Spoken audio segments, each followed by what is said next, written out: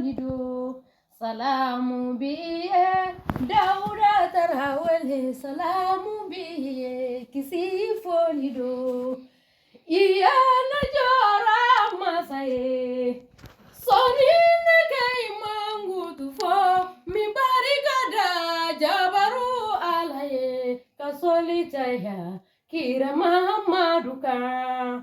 Onine solike kiraka, mi bonya segi shirifike ima. Mwabani na wala de jamafo, alu de sababu aunye na habi, aunga kaka shirifide umbe barika. Salamu biye kisi folido. Iya nabi Dauda dema, turabu doni tiginga mihima.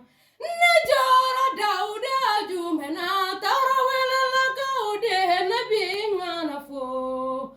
Abarika dusu kunjele nyana. Mosani nekai mangutu fami foli folo, aunga shaki poradila. Walai shaki nyana uma shaki keranema, sababu nyumanye nekai dobi, wane bahabarika. Ngadongili dai sabu nyuma wango bora segunu da melela.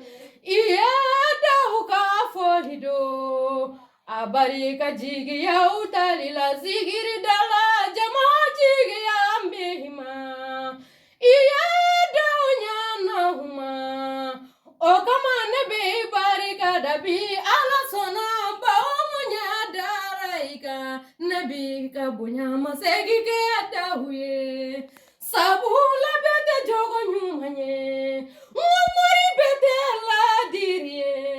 Wamori bete kangele fo. Doga mori amage ala kamade. Iya nebe Dauda de ma. Mama abi wolo de mehima.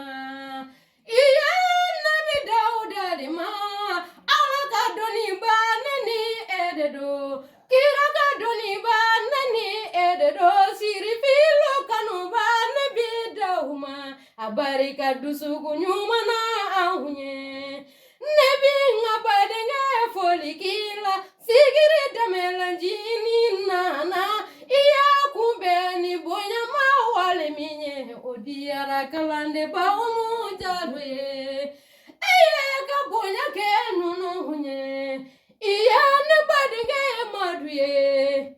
Kabonya ke nu kamaraye. Atona ko ka folike.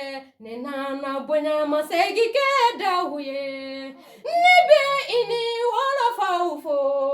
Nebe ini wala baufo. Ngafoli bise ibale mahuma. Ngafoli be iga demayabe. Ngafoli bise iteri sebebe ma. Iya salamu jurudo.